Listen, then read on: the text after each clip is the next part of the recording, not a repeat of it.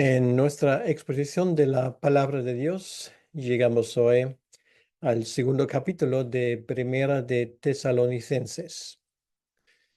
La vez pasada estudiamos cómo Pablo se dirige por carta a esa iglesia que él fundó en su segundo viaje misionero, juntamente con su compañero Silas o Silvanus. Entonces, proveniendo de la ciudad de Filipos, donde habían sufrido bastante, como veremos en un momento, ellos se dirigen hacia Tesalónica, donde se quedan un tiempo y pueden fundar allí una iglesia que desde el primer momento realmente tomó las cosas del Evangelio muy en serio. En el primer capítulo que consideramos la vez pasada, nos dimos cuenta cómo Pablo habla de la iglesia en Tesalónica con palabras realmente muy positivas. Es una iglesia ejemplar en muchos sentidos. Ahora, en el segundo capítulo que vamos a mirar ahora, Pablo habla de su propio servicio. De cierta manera, es una defensa, si se quiere usar la palabra, una apología de su ministerio, lo cual quiere decir Pablo explica a los tesalonicenses y les recuerda cómo él se había comportado en ese tiempo cuando él pasó juntamente con su compañero Silas y también con Timoteo un tiempo ahí en la ciudad.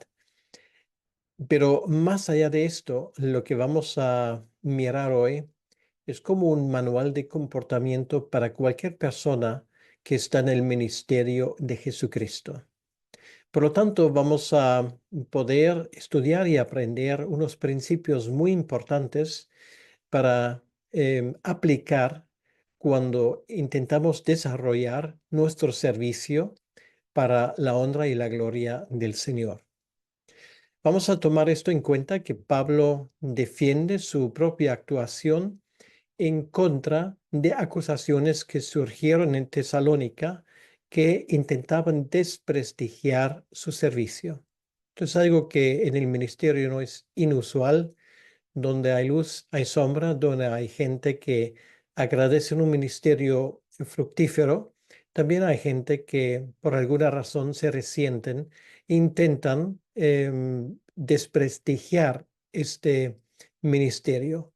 Ahora, ¿cómo vamos a comportarnos en situaciones así? Pues de esto vamos a aprender en este segundo capítulo. Voy a leer, perdón, los versículos 1 al 12.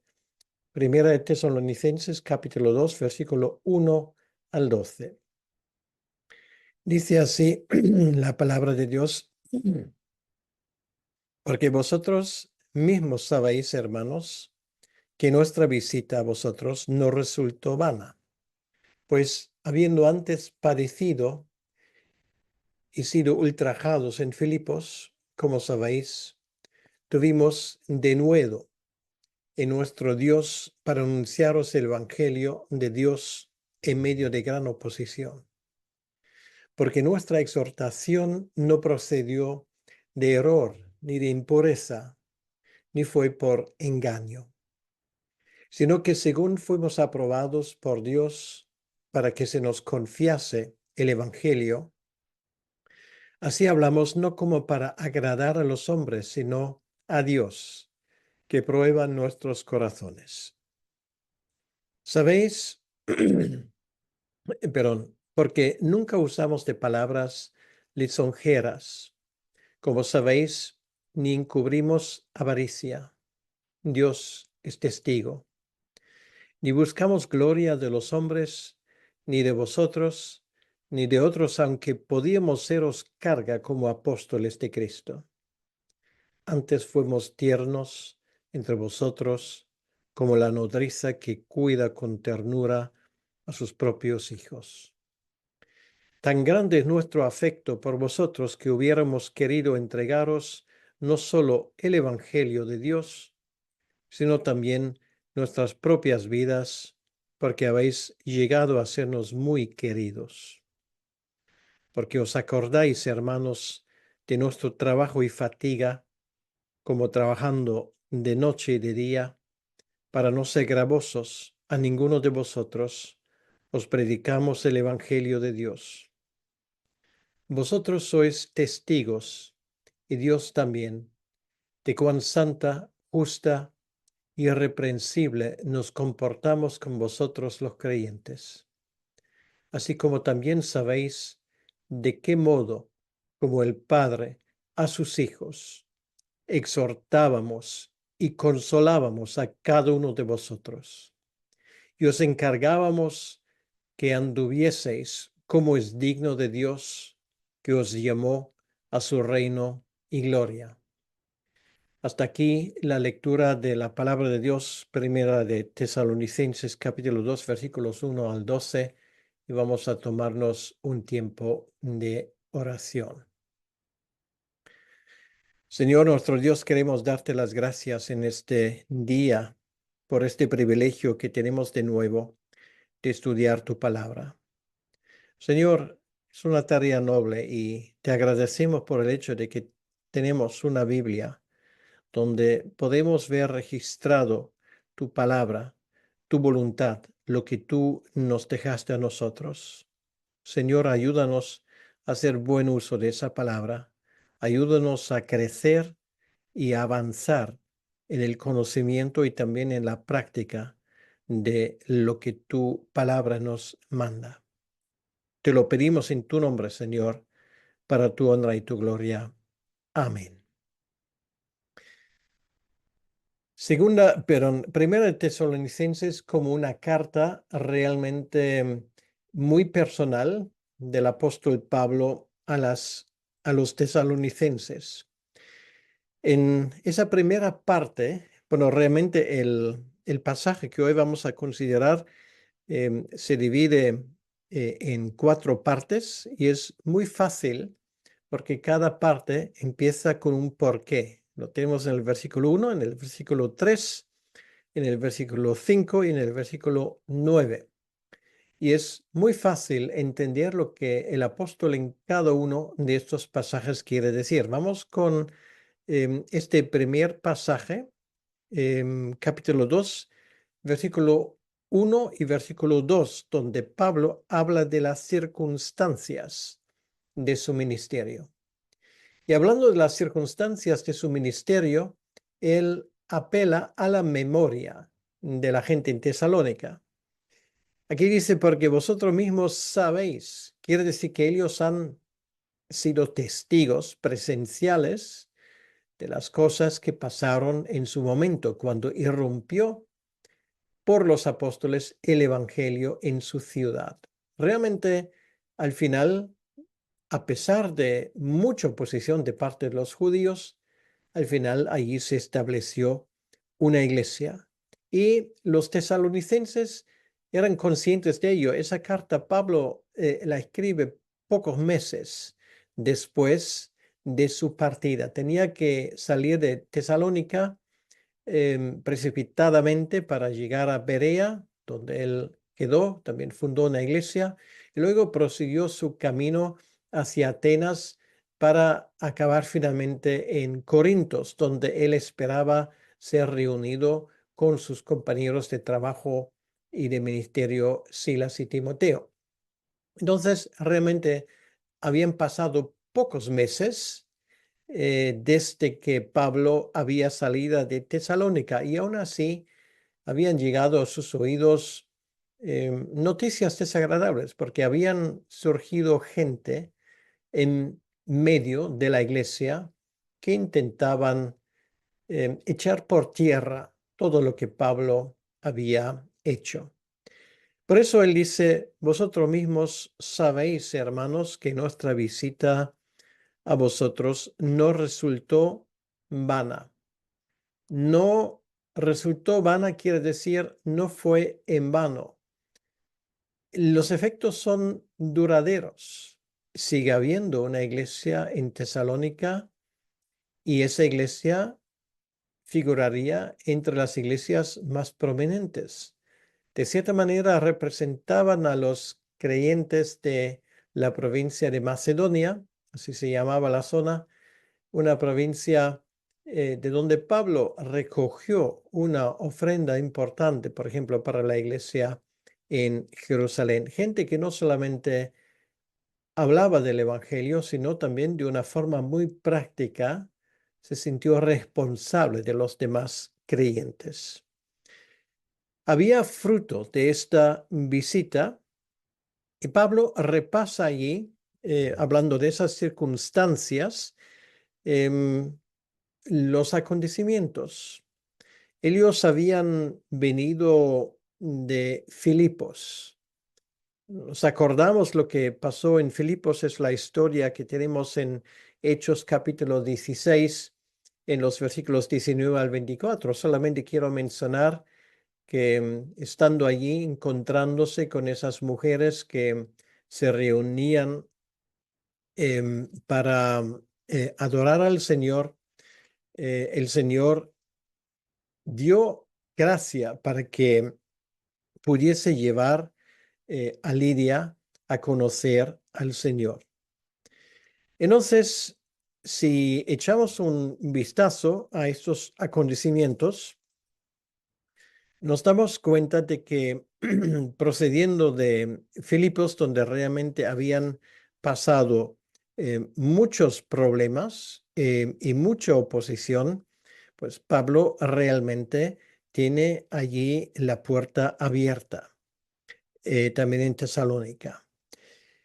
Lidia fue bautizada, su casa fue bautizada, pero luego lo que también pasó allí en la zona, en el versículo 16, resulta que Pablo y Silas echan fuera un demonio de una chica que profetizaba supuestamente el futuro, y a raíz de esto, por las acusaciones falsas, ellos tenían que salir de la ciudad después de haber pasado un tiempo en la cárcel y después de haber sido azotado y castigado físicamente de forma improcedente. Bueno, por eso él usa aquí la palabra que hemos padecido y sido ultrajados en Filipos. Como sabéis, lo usa por segunda vez. Esto es algo que los tesalonicenses bien sabían. Y con esto uno puede pensar, bueno, ahora entrando en la siguiente ciudad, que era la capital, para decirlo así, de la provincia de Macedonia, ellos tendrían más cuidado. Pero aquí leemos, Pablo dice que tuvimos denuedo en nuestro Dios. Quiere decir que nos sentimos bueno, hoy diríamos optimistas, pero no es una buena palabra porque no es cuestión de optimismo, sino ellos sabían que Dios estaba detrás de ellos con el poder de su Espíritu Santo. Y esto no es poca cosa. Quiere decir, cuando ellos entraban en Tesalónica, podían esperar dos cosas. Por un lado, de nuevo, persecución y en segundo lado, gran fruto. Entonces, de allí viene esa palabra del denuedo. Sentían la libertad de hablar y de enseñar la palabra de Dios tal y como el Señor Jesucristo les había enseñado. A Pablo, por lo menos, de una forma personal. Y por eso dice, para anunciaros el Evangelio de Dios en medio de gran oposición. Efectivamente, y ahora sí que vamos al libro de los Hechos y leemos algunos versículos para recordar simplemente esa oposición. Lo encontramos en el capítulo 17 a partir del versículo 1. Y dice así, pasando por Anfípolis y Apolonia, llegaron a Tesalónica, donde había una sinagoga de los judíos. Y Pablo, como acostumbraba, fue a ellos y por 3 días de reposo discutió con ellos, declarando y exponiendo por medio de las Escrituras que era necesario que el Cristo padeciese y resucitase de los muertos, y que Jesús, a quien os anuncio, decía él, es el Cristo. Nos estaba enseñando ahí en la sinagoga que Cristo es el Mesías prometido. Algunos, dice el versículo 4, de ellos creyeron, se juntaron con Pablo y Silas, y de los griegos piadosos gran número, y mujeres nobles no pocas. Quiere decir que realmente el Evangelio hizo un impacto.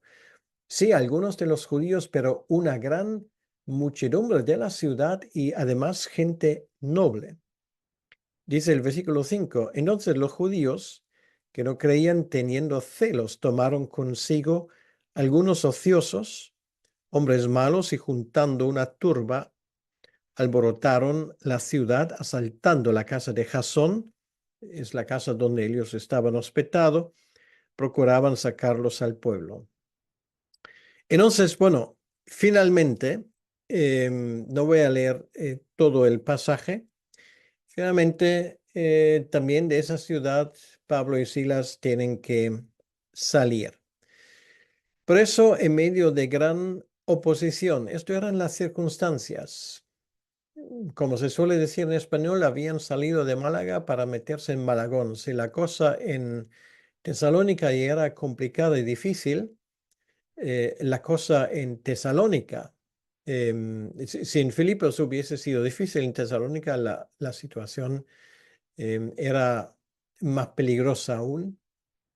¿Por qué? Porque el impacto en Tesalónica, en esa iglesia, era mucho mayor que en Filipos, por todo lo que vemos. Bueno, la iglesia de Filipos también era ejemplar, pero como hemos visto, por lo visto en números, la iglesia de Tesalónica era una iglesia que había respondido en cantidad incluso mucho mejor que en Filipos. También era una ciudad más grande. Bueno, esto eran las circunstancias. Y ahora uno puede preguntarse, y Pablo, ¿por qué haces esto? ¿Cuáles son tus motivos? ¿Qué te hace hacer esto? O sea, ¿qué ganancia tienes? Y a esto el apóstol responde en los versículos 3 y 4. Dice, porque nuestra exhortación no procedió de error, ni de impureza, ni fue por engaño. Entonces son tres puntos. Vamos a mirarlo primero. No procedió de error. Quiere decir que Pablo em, y sus compañeros sabían muy bien lo que hacían. No fueron desviados. No estaban proclamando algo que no estaba muy seguro de qué se trataba. Tenían certeza de esto. El segundo motivo, en este caso negativo, que se puede excluir, o sea, no son mal guiados, mal dirigidos, y en segundo lugar, ni de impureza. Quiere decir, su idea, ellos no tenían, como se suele decir, una segunda agenda, ¿vale? O una agenda oculta. Impureza quiere decir que ellos no estaban buscando la gloria, el aplauso de la gente. Luego lo veremos con más detalle. No tenían motivos que no hubiesen expuesto claramente. Su único motivo era el deseo de proclamar el Evangelio. Y luego tampoco fue por engaño. O sea, no es que ellos, sabiendo que toda la historia de Jesucristo fue una historia inventada y que todo esto era un cuento de chinos, no, no fue por engaño, no fue con la intención de hacer creer a la gente que todo esto fuera verdad cuando ellos sabían perfectamente que no era verdad. Y ojo, de ese tipo de personas, en los tiempos del apóstol Pablo había unos cuantos que contaban todo tipo de historias de los dioses y esto y de revelaciones nuevas para finalmente lucrarse de esto, para sacar una ganancia de ese tipo de cosas. Bueno, los tiempos realmente no han cambiado en ese sentido em, completamente. Es algo que también conocemos en nuestros días. Bueno, entonces son tres razones y Pablo dice claramente, mira, si ustedes están preguntándose por qué estamos haciendo esto, no es porque nos hemos equivocado, no es porque tenemos una agenda oculta, ni tampoco porque nosotros queremos engañaros. Ninguna de esas cosas. Entonces, ¿cuáles fueron las razones? Aquí Pablo habla muy claro.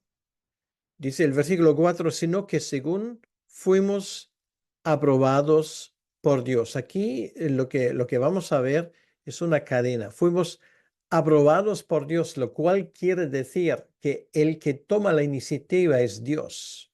Fuimos aprobados por Dios no en el sentido de que tenían que pasar un examen de apóstol. Y luego Dios dice, bueno, ustedes son aprobados y ahora a partir de ese momento van a ser mis apóstoles. Esa expresión, según fuimos aprobados por Dios, eso habla de la libre elección de Dios. Esto habla de la soberanía de Dios, porque ellos no habían escogido a Dios, sino Dios les había escogido a ellos. Quiere decir que esto es la famosa, primer eslabón de esa famosa cadena de Romanos capítulo 8. Según fuimos aprobados por Dios, esto es lo primero. Quiere decir que la razón por qué estamos haciendo lo que estamos haciendo no tiene nada que ver con nosotros. Tiene que ver con Dios. ¿Por qué? Para que se nos confiase el Evangelio. Quiere decir que Dios los escoge, son herramientas escogidas de parte de Dios con el propósito de dar estas buenas nuevas de la resurrección y de la venida del Mesías a muchas personas. Esta es la idea. Les fue entregado el Evangelio. En el caso de Pablo, él tenía que aprender el Evangelio. Él, como sabemos, después de su conversión espectacular ante las puertas de Damasco, se retiró un tiempo. Se fue a Arabia, como él mismo dice, porque tenía que ordenar sus pensamientos. Muchas de las cosas el Señor le tenía que explicar y es muy interesante que precisamente en la conversión de Pablo, escuchamos las palabras de nuestro Señor, eres herramienta escogida en mis manos, con el fin de predicar el Evangelio a los gentiles. Dios se lo dijo ya claramente desde el primer momento. Y esto es lo que el apóstol aquí repite, aprobados para que se nos confiase el Evangelio. Y luego viene lo muy importante, así hablamos. Quiere decir, ni añadimos ni quitamos. Y esto es esa cadena ministerial, pero también para cada creyente. Lo primero es que Dios te escoge, Dios te busca con un propósito. ¿Y te busca con qué propósito? ¿Para que tengas una vida agradable? De ninguna manera. Esto es la equivocación de muchos en el ministerio cristiano. No, no es esto. La idea es que Dios nos confía su evangelio y así tienes que hablar, como Pablo lo dice así. Lo que te ha sido dado, lo que está escrito aquí, lo que es el evangelio, lo que es el mensaje eterno de salvación, es esto lo que tienes que transmitir a otros. Así tienes que hablar, no tus propias ideas, tus propias visiones, tus propias historias, que pueden ser muy interesantes, pero esto no es el tema. Lo que Dios te ha dado, así tienes que hablar, así, no de otra manera. Y luego viene un elemento muy importante, porque cuando tú hablas del Evangelio, la tentación de adaptar tu mensaje a tu audiencia es grande. Aquí dice, así hablamos, no como para agradar a los hombres. Esto realmente es uno de los grandes problemas de la iglesia en nuestro tiempo. El querer agradar a los hombres. El querer tener el aplauso del mundo, sobre todo si esa iglesia está en una situación de minoría dentro de su sociedad, la tentación de buscar la aprobación del gobierno de turno, de las autoridades de turno, de los mandamases de turno, es inmensamente grande. Lo que sí te puedo decir es que si buscas el aplauso, la aprobación de los hombres, de agradar a los hombres, la cosa va a salir mal. Si el mundo nos aplaude, tenemos que preguntarnos más bien qué es lo que hemos hecho mal, porque lo vemos en el ministerio del apóstol Pablo. Aplausos del mundo no recibe, ni tampoco quiere tener la aprobación de aquellos que se convierten. Esto es muy importante. El predicador no vive de que la gente después del culto le diga qué mensaje más poderoso, qué bien lo ha dicho. Y me ha llenado mucho lo que usted ha dicho. No, esto, bueno, puede ser de ánimo, yo no digo que no, pero esto no es el motivo por qué predicamos. El motivo por qué predicamos no es para agradar a los hombres, no para que nos recojan una ofrenda, no para que nos den unas palmaditas en la espalda o nos suben el salario de pastor o cosas por el estilo. Esto sí, todo puede ser muy interesante y muy bonito, pero aunque no nos den ninguna de esas cosas, aún así, estamos no solamente obligados, sino lo hacemos de buen agrado el predicar, no para agradar a los hombres. Entonces, déjame decirte esto. Yo no sé si estás en el ministerio, como yo en este caso. Entonces te digo, una de las mayores tentaciones para ti, para mí, es querer agradar a los hombres. No lo hagas. No vendas tu ministerio a cambio del agradecimiento de la gente. Si la gente te agrade porque predica la palabra, pues fantástico, pero no buscas el aplauso, sino más bien buscas el aplauso de Dios. Aquí dice, no para agradar a los hombres, sino a Dios. A Dios tienes que agradar. A Él tienes que rendir cuentas finalmente. Es Él que finalmente te va a recompensar. Y esto es mucho más importante que cualquier otra cosa, porque es Él, como dice aquí, que prueba nuestros corazones, lo cual quiere decir, Dios sabe perfectamente lo que hay dentro de ti y sabe perfectamente por qué predicas. ¿Predicas pensando ya en algún tipo de recompensa? ¿Predicas para sentirte bien? ¿Predicas para ver la admiración de la gente que te escucha? Haces mal.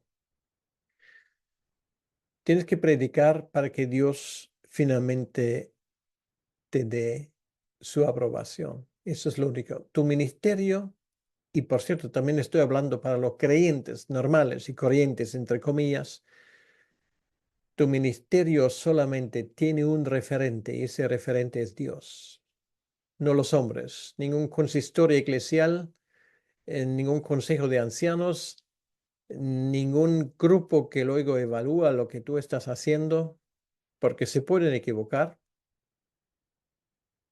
El único que no se equivoca y que sabe perfectamente lo que hay en tu corazón es Dios, que prueba nuestros corazones. Quiere decir que Él ve lo que hay dentro. Y esto es muy importante, por eso tienes que ser honesto y abierto delante de Dios. Bueno, esto en cuanto a los motivos de Pablo, que también deberían ser nuestros motivos. Y esto se tradujo en hechos, se tradujo en un cierto tipo de comportamiento. De esto Pablo habla a partir del versículo 5. Esto de no buscar el aplauso, ¿qué consecuencia tenía esto? Bueno, lo primero que leemos porque no usamos, nunca usamos de palabras lisonjeras. Esto es lo que hoy se llama retórica o manipulación retórica. Tú puedes, si entiendes algo de esto, manipular a la gente a gusto. Cuando estos predicadores a veces gritan amén y toda la congregación responde amén sin entender muchas veces a lo que acabo de decir amén, pues de eso estamos hablando. Son palabras lisonjeras, son palabras para buscar una gratificación inmediata. Palabras lisonjeras significa que tú con tus palabras quieres producir de forma artificial una reacción en la gente. Y mira alrededor tuyo. Por favor, yo no estoy aquí para acusar ni voy a usar nombres. Tú mismo tienes ojos, tienes oídos y tienes un cerebro. Mira alrededor tuyo. Palabras lisonjeras. Muchas veces no se sabe que aquel que está en un púlpito es un payaso del circo o un cómico o si realmente predica la palabra de Dios. Palabras lisonjeras es envolver, querer envolver a la gente con la capacidad de tu lengua, pero no del Espíritu Santo, que son dos cosas muy distintas. Palabras lisonjeras es esa facultad de ganarte a la gente por tu simpatía, porque eres tan majo. Y esto no es el poder del Evangelio. El poder del Evangelio es predicar el Evangelio con su poder.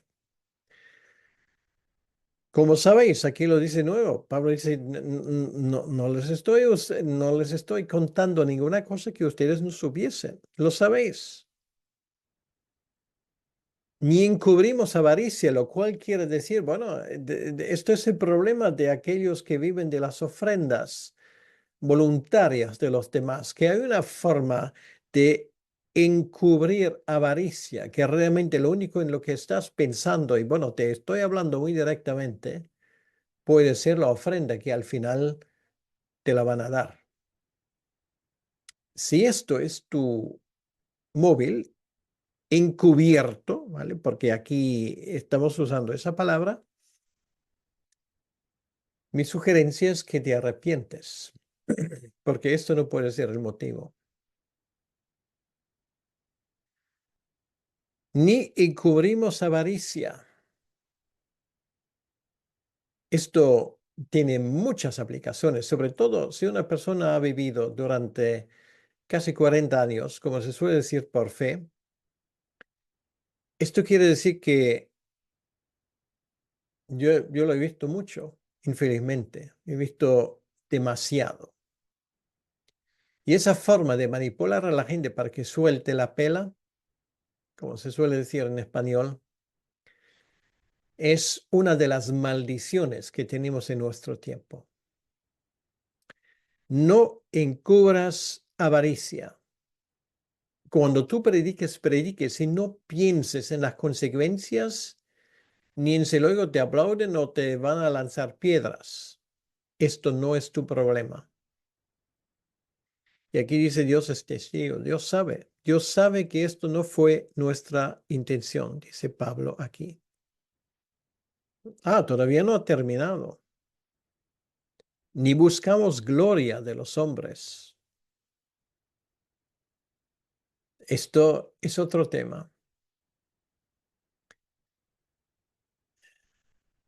de lo cual podría hablar muchísimo, pero no voy a hacerlo porque creo que lo entendemos perfectamente bien. Buscamos la gloria de la gente muchas veces. Y bueno, un medio para hacer esto es Facebook. Lo que no se puede leer allí es impresionante. Y muchas veces se busca la gloria de los hombres machacando a otros siervos y siervas de Dios. No creas que esto agrada al Señor.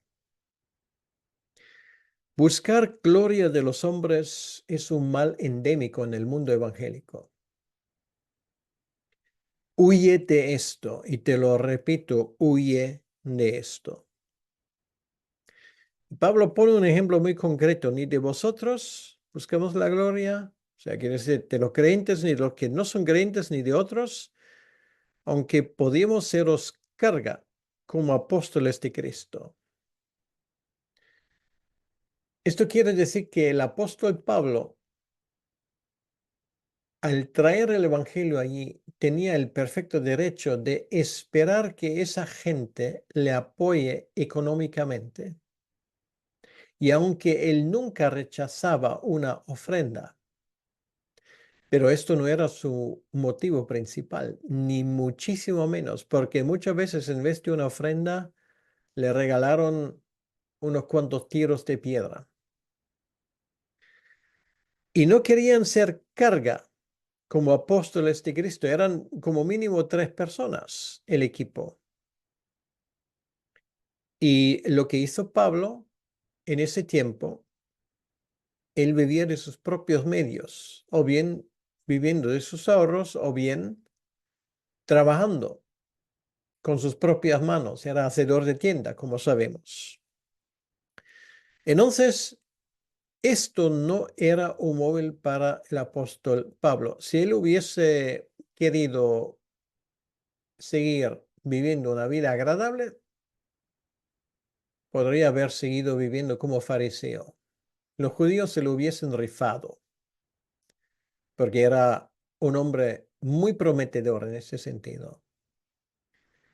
Pero Pablo renunció a esto. De hecho, precisamente a los filipenses, en un momento él dice que todo lo que había anteriormente yo lo considero como estiércol.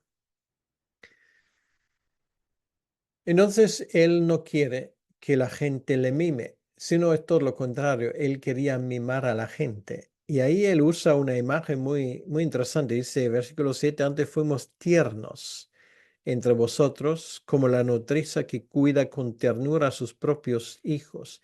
Es muy interesante que Pablo usa aquí la palabra de una mujer que cuida de sus pequeños. Es una imagen muy tierna que, por cierto, en Números 11:12 se aplica a Moisés como él cuidaba de la gente, los israelitas que tantos problemas le habían dado. Él no esperaba ser mimado por la gente, sino él quería mimar a la gente, lo cual quiere decir que tenía interés en cada uno. Y el bienestar, bueno, tú observas una madre y muchos de ustedes han sido o son madres. eh, el bienestar del bebé o del niño es primordial, es siempre la primera preocupación. Esto se llama corazón pastoral en el sentido como Pablo lo usa aquí, como una nodriza que cuida con ternura a sus propios hijos. Wow, esto realmente nos habla de que el interés por los demás, el interés de ser aprobado por Dios está muy por delante de cualquier intención de sacar ganancias del Evangelio. Gran lección, pero esto no es todo. Dice Pablo, versículo 8, tan grande es nuestro afecto por vosotros que hubiéramos querido entregaros no solo el Evangelio de Dios, sino también nuestras propias vidas, lo cual quiere decir, a diferencia de muchos, em, vamos a decirlo así, profesores itinerantes, que era muy de costumbre entre los griegos que solamente tenían la intención de soltar su rollo, recibieron dinero y se fueron, pues Pablo dice, no solamente os hemos entregado el Evangelio, os hemos entregado nuestras vidas. No era solamente cuestión de deciros algo, sino de vivir con vosotros, de dar nuestra vida si hubiese sido necesaria por vosotros. Y él lo repite, porque habéis llegado a ser muy queridos por nosotros. Esto es amor. ¿Por qué? Porque los tesalonicenses eran tan simpáticos. No sé, no creo que eran más simpáticos que los de Filipos o de los de Berea o de los de Atenas o de los de Corintos. Pablo y los suyos los amaban porque querían amarlos. ¿Por qué? Porque eran los escogidos del Señor. Muy queridos. Esto realmente habla de su conducta. Y ahora en la última parte de esa labor que Pablo y los suyos llevan a cabo. Y otra vez empieza, ¿os acordáis? Bueno, no, hasta aquí Pablo no ha dicho nada nuevo. ¿Os acordáis, hermanos, de nuestro trabajo y fatiga? Sí, el trabajo de apóstol, de pastor, de alguien que está a pleno tiempo en el reino de Dios puede ser a veces muy cansino. y te vas a fatigar, va a ser trabajo, ¿vale? No es un camino por el parque, un paseo por el parque, ¿vale? Es trabajo. Él habla del ministerio cristiano en términos de trabajo y de fatiga, como si fueras artesano o alguien que hace un trabajo muy exigente. Y además dice, trabajando de noche y de día. Él no tenía un horario de 40 horas semanales con horas extras pagadas o algo por el estilo. El trabajo en el reino de Dios se remunera de otra manera. No había horas de oficina. Esa gran maldición que hay en muchas iglesias, que el pastor solamente está disponible de tal fecha o de tal hora a tal hora. ¿Y esto qué tiene que ver con el ministerio cristiano? Trabajando de día y de noche para no ser gravoso. Quiere decir que muchas veces Pablo, aparte de su preocupación ministerial, a veces aparte de esto, él tenía que sacar un dinero para vivir, porque él no quería vivir a coste de los tesalonicenses. Os predicamos el Evangelio de Dios. Esto eran las circunstancias. Su labor era un labor arduo, un labor difícil. Y de nuevo, Pablo dice, ¿me invento algo? Ustedes son testigos, ustedes lo han visto. Si digo algo que no es así, pues levanten la mano. Y Dios también, de cuán santa, justa y irreprensible nos comportamos con vosotros los creyentes. Bueno, otra vez una tríada de palabras. Santa quiere decir como personas escogidas de Dios, con un llamado especial, apartados de Dios. Justa quiere decir equitativamente, no hacer acepción de personas. Querían dar a cada uno lo que cada uno necesitaba. Irreprensiblemente, nadie les podía acusar de nada. Su conducta era ejemplar. Wow. Pablo nos pone el listón muy alto, pero no importa. Esto es el listón de un siervo de Dios. Y así ellos se comportaban. Y otra vez, versículo 11, como también sabéis, de nuevo, Pablo dice, estas son cosas que no me invento, ustedes lo saben. Así que como también sabéis de qué modo, como el Padre a sus hijos, exhortábamos y consolábamos. Bueno, él habla de un matrimonio con sus hijos. Antes hablaba de la nodriza, de la mamá que cuida. Y ahora él habla del padre que en ese contexto griego-romano era el responsable de la educación de los hijos. Y el padre exhorta y el padre consuela ambas cosas. O sea, lo que hace Pablo aquí, él usa tanto la madre como el padre como ejemplo. Así que exhortar, eso implica corregir. Y a veces eso de corregir, bueno, si tu padre te ha corregido en su momento, muchos de nosotros nos acordamos, pero también a veces consolaba, a veces nos animaba, ambas cosas. Y esto también forma parte del trabajo de un apóstol y también forma parte de tú y mi trabajo, a cada uno de vosotros. Y Pablo resume ese ministerio entre los tesalonicenses, que es un gran ejemplo para también definir nuestro propio ministerio como creyentes. Y os encargábamos que anduvieseis como es digno de Dios. De eso se trata. Esta es la ética del reino. No es cuestión de agradar a Pablo, es cuestión de agradar a Dios. Si el mundo hace esas cosas, nosotros no lo hacemos. Si el mundo miente, nosotros no mentimos. Si el mundo usa la violencia para imponer su criterio, nosotros lo rehusamos. Si el mundo nos quiere manipular, nosotros resistimos y no nos dejamos manipular. Os encargábamos que anduvieseis según como es digno de Dios. de tal palo tal astilla. Tienes que vivir de tal manera que sea digno de Dios. Y de vez en cuando es bueno preguntarse esto, ¿lo que estoy haciendo de momento, esto es digno del Dios al que sirvo? Te aseguro que muchas preguntas que tú tienes se disipan ante esa realidad. Esto era el ministerio de Pablo, un gran ejemplo.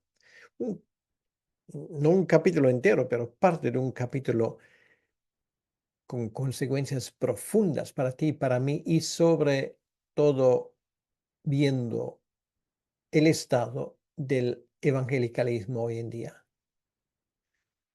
A veces uno se pregunta si en la Biblia, además que un ministro, primero de Tesalonicenses capítulo 2, versículo 1 al 12 no está.